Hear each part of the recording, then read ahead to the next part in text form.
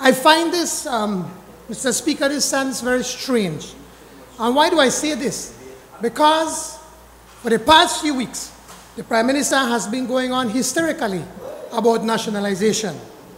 In the past week, my honorable colleague has been covering himself with the Belizean flag and has been dancing up and down across this country, dancing and singing the BTL and BEL song. So now, Mr. Speaker, imagine our surprise when the Prime Minister appears on the media and sings a completely different tune.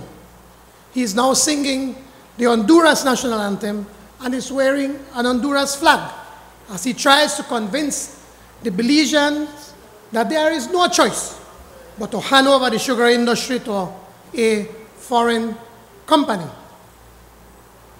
Mr. Speaker, maybe at this time I should give the Prime Minister a little lesson about the reality. About the reality in the north. There are almost 400 BSI Belizean employees. There are over 6,000 Belizean cane farmers. There are 6,000 Belizeans that depend daily on the sugar industry in Belize. Mr. Speaker, over 48,000 people in the north depend directly and solely on the sugar industry in Belize. They can't afford champagne and they can't afford steak because that is all that they have, the sugar industry in Belize. The sugar industry still continues to be the largest foreign currency earner in this country. This year alone, expect to bring in about $83 million.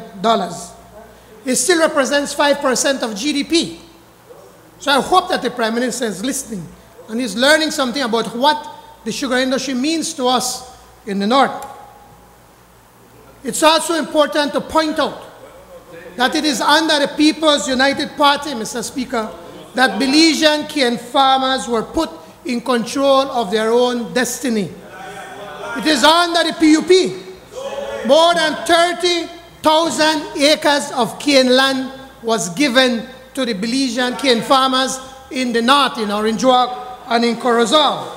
They were given the ability so that they could work the land and could help provide for their families and to be able to continue to grow the Belizean economy. And now, Honorable members, please allow the member to proceed. And now, like Judas, Mr. Speaker, the Prime Minister wants to sell out the industry for the proverbial 30 pieces of silver, or should I say 30 lempiras, because that's what he's doing. He has become the chief salesman and chief cheerleader for Banco Atlantida. Let me make something absolutely clear in this honorable House, Mr. Speaker. It is the employees of BSI that own 81% of the company. And to date, there has been no discussion between management and the employees of BSI. So don't listen to when the Prime Minister is talking and saying that there have been discussions and serious discussions between management and the employees and that there is no problem and that the workers are on board. As the workers, Mr. Speaker, management had a meeting and they issued a statement to the employees. And when that statement was issued, no employee was allowed to ask a question.